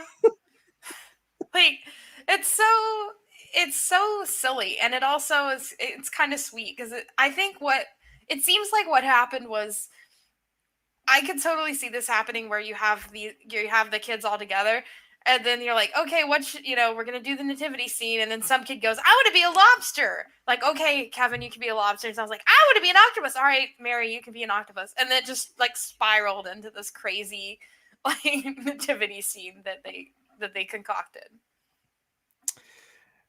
Yeah, no, it's so it's so ridiculous, and but it's for kids, like it's the type of thing that of course the school would just go ahead and say, yeah, we'll just make up a bunch of cute animal characters for this. And it's kind of like I know that technically the airport scene is what brought everyone together in the end, but I Hmm. think actually the nativity scene is kind of the bringing everyone together. Yeah. You know, um, I guess the only people that weren't there then was the Juliet couple, right? But other than Yeah. that, pretty much everyone made it to the children's play. Oh, except for the guy who was off learning Portuguese too. Yeah,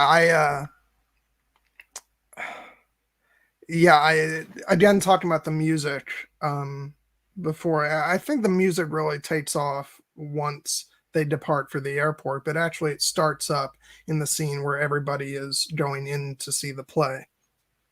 And so I kind of feel like that's the beginning of sort of the climax of the movie, and where you get uh oh god, again, sorry, I keep struggling with the names. Natalie telling the prime minister, oh, we can go in the back and watch, and so you get this feeling of all these different characters, colliding in this one location.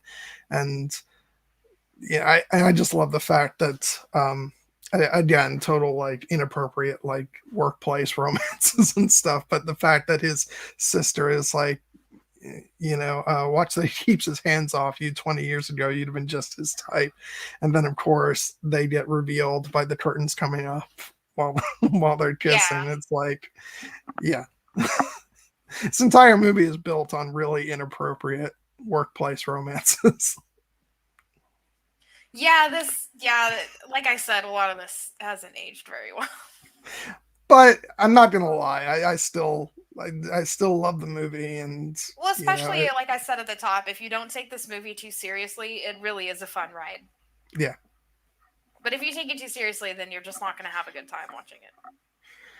Yeah, and I think that's sort of the divide. I've noticed with, and this is not to, not meant as a slight to anybody, because we all kind of view things differently, and you know and bring different things. But I've noticed that some people do seem to bring a expectation of reality to certain movies that they watch. It's sort of the same thing I ran into when I did the stream for La La Land. I have friends who are like, I can't stand that movie because it's like, and they'll say, I like the parts where, it's like serious for a moment and feels realistic. But, when the characters start floating up in the air, it loses me. And but for me, like, that's sort of the beauty of movies, is that not everything has to have a strict realism to it. And I'm fine with things that sort of dance between fantasy and reality. Yeah, And that, I like to watch a lot of movies in Spanish that are employ magical realism, where mhm, you're not quite sure if something's real or not. It's a very interesting artistic technique. yeah. Um, so yeah, we still have about 15 minutes left. Is there anything we didn't touch on that you want to talk about? Let me think. Not really, because if you just kind of take it couple by couple, we've pretty much talked about it. Yeah, just we can say a couple quick words about the way the movie sort of starts and ends, which I've always loved with footage of you know real people in the airport, and talking about, you know,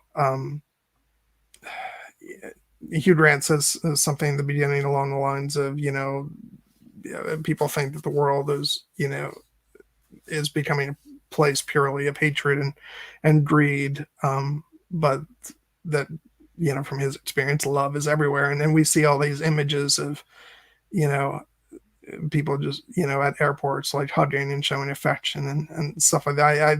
I've always loved those images. Um, 'Cause it's, you know, because for the rest of the movie we get like movie stars and all that stuff, but it's kind of nice to see, you know, real people, and just and yeah, it's very easy, I think, now to be very depressed about the state of the world, especially these days. But this is a movie that I think kind of cheers me up, Yeah. when I get too far into the weeds of that kind of thinking. Yeah, I think in the end it's a feel good movie, right? Like this movie is supposed to make you feel like you are in love, right? It's supposed to make, or at least make you feel like I love love. It's kind of like the type of feeling that it's trying to give to you. So I think and it also is about the magic of Christmas, of course, because this is all around Christmas time. So it's also about, this time around the season, you've got the mistletoe and everything. People think about, I don't know. I'm single this Christmas, so I'm not really feeling it. But I know that when I have been, had a partner around Christmas, that's always time where you're going, oh, you're all lovey dovey and everything.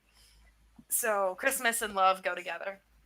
I wanted to put this up because it did crack me up. Like this, the film does go uh, to certain lengths to avoid saying exactly like what the policies are, that like that whole scene where they're disagreeing, with um the president's, policies. Like they don't ever actually say anything specific. It's like, um we've taken a firm position on, with the previous administration's stance, and we're just sticking to that.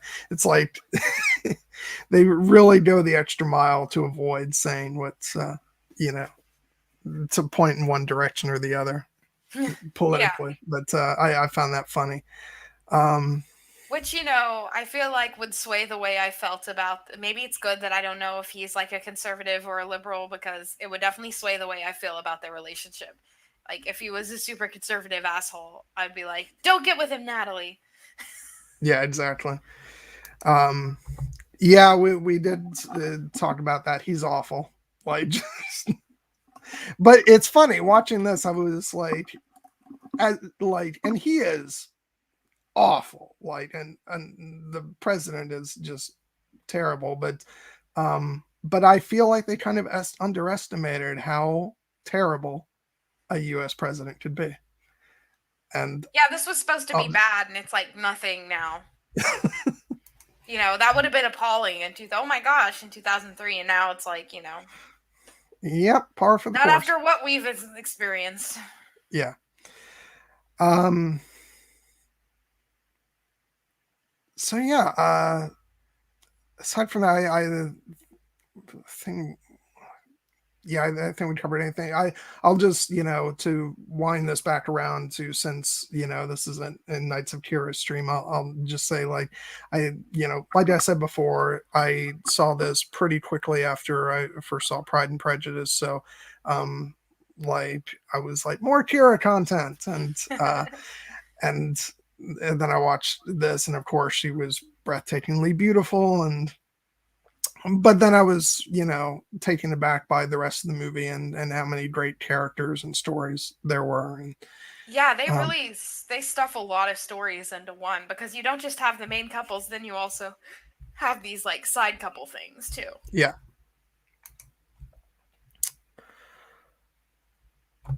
but yeah, so I guess that about covers up for the movie. We have about 10 minutes left, so we can just finish up by, I don't know, we can just if anybody has any questions, like not even just about the movie, but if you just want to run some questions at us, because I am actually glad to have a little time here at the end, because since you haven't been on in some time, Amy, I feel like it's nice to have just a little time to finish off with some banter, shall we say? Um, but Would you say that yeah. we're buddies that are bantering, John? Oh yes. How about that? That sounds like it would be a good name That for does a sound like it'd be a good yeah. name for a series. Um, but yeah, so seriously though, I have so missed doing this with you. I've gotten on, made it work, and we've had some, I've definitely had some great guests on. We've had some fun, but you know, I think the whole reason why this started being a lot of real fun for me was that we kind of established a wonderful rapport, and I enjoyed getting to have you on to talk movies with my buddy each week. So it's just really been fun to have you back on today, and I'm very excited to hear you say you want to be back on a you know in the future and do some more stuff, because Absolutely. yeah, Yeah, because if you're gonna talk about a movie that I love, it's gonna be real hard for me to stay away. okay, good. So Um, yeah, I think everybody's just what's like people are not asking questions but talking about different stuff. I see a comment about Die Hard in there. Um, oh yeah, no, this is something that I've heard before, that this movie is actually a prequel to Die Hard, and that that storyline has a good ending if you watch Alan Rickman fall to his death. So I don't know. What do you think, Amy? That's a good conclusion for I mean, Alan Rickman's character, right? it's definitely an end. um, but John, I have to say too, one of the things that made this watch special was that we got to watch it together too. Yeah. That really, like, this was my favorite. No, this is probably the 10th-ish time that I watched that movie. But this was my favorite because I got to watch it with you, and we got to comment back and forth, and we were doing emojis, and it was super fun. Like whenever they were doing the thing about lobsters and octopi, I was like using the emojis and everything. So we were having a good time. Yeah, it's funny because we like in the Slack we've kind of fallen back from doing watch parties like we were for a while. For a while there, it was a movie It was every every week. Friday. Yeah, Yeah. and but then you and I also got in the habit of doing, especially when it came to Keira Knightley movies, we were doing a lot of the watch parties with just you and me, and we got into X-Men, which we have to get back to We have to get back to. because we didn't finish off the series, and now that Disney is going to be diving back in, like Yes. we got We to do gotta that. be prepared. Yeah. But I so forgot yeah, what episode we left on. I know exactly. We were just about to start season 3. So Awesome. Yeah, we got to get back to that. um so yeah, the other night was great. Just especially because again, gonna dip back into some little bit sad territory, but I used to always watch this every Christmas with my mom. And so that's it's not not so much something that we were doing this year, so to get to sit down and watch it with you, even though it was across the internet, we weren't actually watching together in person, but it was it felt good to be able to share that with someone, someone that I care about, and I do. So yeah, it was a That lot of was super fun. fun. Yeah, Yeah. and we also got to, like, talk about the cringeworthy moments together. So Yeah. that was really fun. We also got to, of course, gush over our queen, Keira Knightley, anytime she showed up on the screen. And I could tell, I think you were like about 2 seconds ahead of me. I could tell because you'd be like, "Oh my God, there she is," and then it would be like 2 seconds later. Then Keira would be on the I thing. think what happened is there might have been like you might have had like an extra like studio logo in front of That's your possible. movie Yeah. because actually, and this is where I get to geek out on the technical Physical level. media. Yeah, on my copy, on my Blu-ray copy, it's the original Blu-ray version that they put out, which was accidentally the UK version of the film, which has a slight difference with a musical number at the Christmas party. Hmm.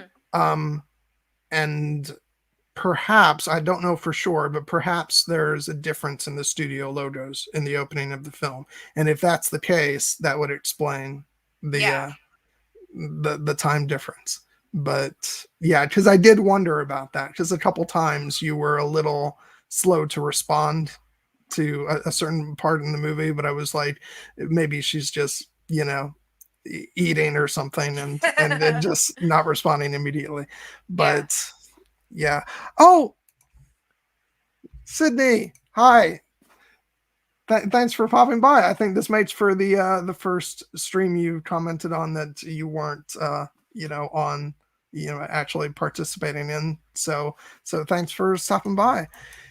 Yeah, we are we're getting to the end here, so but we really appreciate it. Yes, I know, Padar. I know I need to see the whole. It's gonna happen. He's never gonna let me live this down. Um,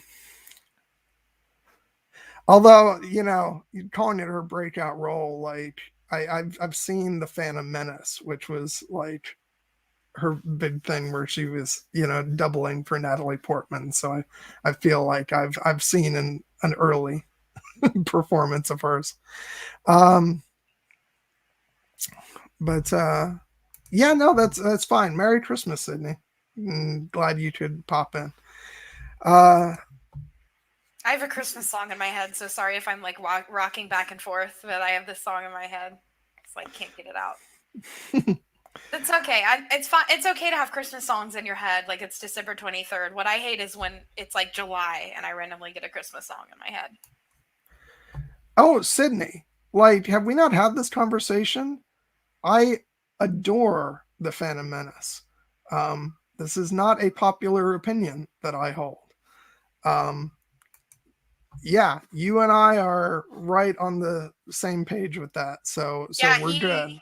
he's in the minority on he's a Phantom Menace fan, so Yeah, it's actually my favorite of the prequels. So and you and can have that opinion because this is America and we allow multiple opinions no matter how incorrect they may be. see, Sean's with me on this. Nice. No, seriously, when that movie came out, like I had no internet or anything, so my like honest gut reaction to that was, oh my god, I love that. That was so freaking awesome. So like I have like an actual Phantom Menace shirt that I always wear you know when there's something Star Wars that we're talking about. We are.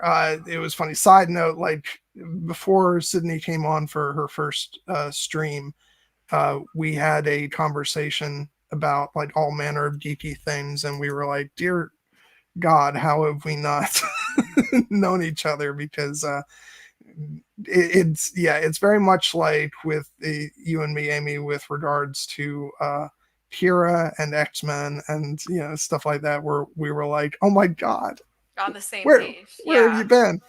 um but yeah, the one thing we do not like share in common, you and I, is like a intense love of Star Wars. I think you do love a couple. I You do like Rogue One. I I know you're do. a fan of Rogue One. I like Star Wars. I'm more of a Trekkie, but I do like Star Wars, and I am the biggest Rogue One defender.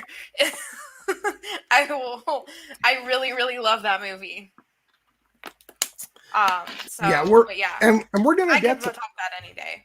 we are gonna get to that. Like I'm because we had talked about doing that back, when because we I will say the thing that has changed since you left is that my schedule is a lot more like all over the place and sort of week to week. No more of the 2 months in No advance more planning no, you mean you that you don't know had. what you're gonna do in 2024, John? Gosh. But needless to say, we will definitely do a Rogue One stream. And so, if anybody else is a huge Rogue One fan, this is your chance. So reach out to me so I can schedule you in to talk with me and Amy because that'll be a fun stream. Oh, maybe it'll be Sydney. So we'll see. We'll definitely get to it.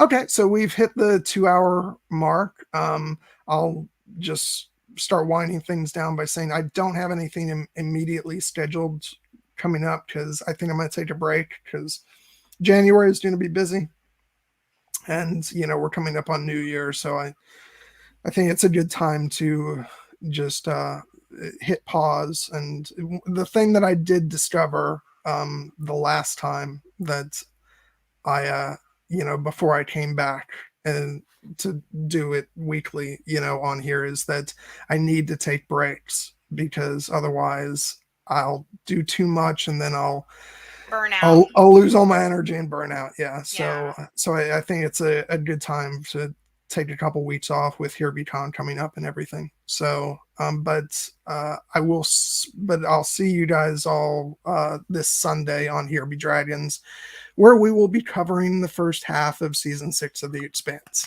Have you heard the good word of The Expanse? Yeah, Excuse me, sir. exactly. Do you have a moment to talk about The Expanse?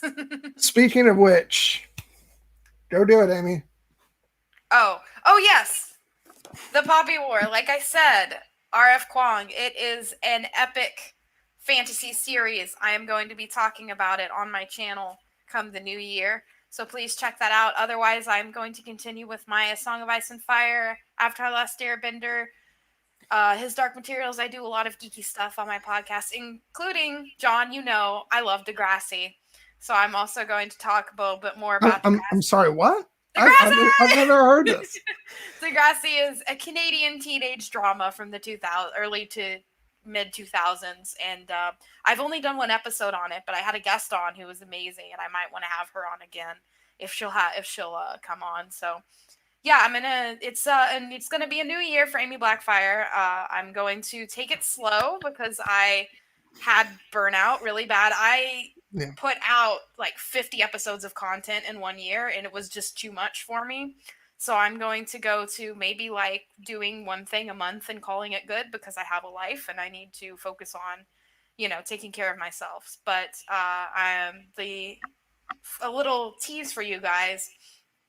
The first Poppy War episode that I'm going to do will be featuring Lo the Lynx, so it will be official #LynxFire episode. So that's going to be really fun. So I'm going to have they have an MA in gender studies, so we're going to be talking about gender in the series, and that's going to be really fun. Excellent. And I already told you, like, when you do some Avatar stuff, have me on, and especially you are invited. Especially if it's got anything to do with my favorite character, Katara. Yes, we're going to do a Katara character study for sure. Excellent. Cool. Yeah. Yeah, like I said, if you want to watch any of Amy's previous stuff, read stuff on her blog and all that good stuff, it's in the description. So just go find those links. And if for some bizarre reason somebody watching this is not following her on Twitter, for God's sake, get on that shit. Which also reminds me, because I always forget to say anything, if you're watching this and are not yet subscribed, please click on the subscribe link in the corner of the screen. Yeah, because just do, please. And yeah, so I think that about wraps things up. We did it, Amy. We did it. I'm back. Yeah. And we got to talk about one of our favorite Christmas movies. And yes, we got to get into the Christmas spirit, and hopefully everyone watching has a good, happy holidays. Happy Hanukkah, happy Kwanzaa. So we're going to have a good time. Yeah, and this was like one of the few Nights of Kira streams where we like 90% of the talk wasn't all about Kira. Right? And It's very rare. yeah, exactly. Except for weirdly that Colette stream that we did with Jared, where we talked a lot about Willie for some reason. We talked That about Willie for so long. And it's like, what? it's like Kira is so amazing in that movie, and we spent all that time talking about him, which is, I mean, he's a fantastic character and actor and everything, Yeah. but I just found it really funny. But yeah, so which is a good excuse to plug all our previous Nights of Kira streams. Yes, Go please. check those Do you out. have a playlist on your? I do. It's Yes. got its own Great. playlist, and of course, I was repping, Kira today with my shirt. So Nice. Yeah, so that'll I think I've just been so happy to have you back today, Amy. Like, I don't want to like just wind down and say goodbye, because I'm like, I've still got her. Let me keep going. But no, it has to end at some point. So thank you once again for coming back, and I'm really looking forward to the future streams we get to do together, and it's going to be lots of fun. So have a wonderful evening, everybody, and Merry Christmas.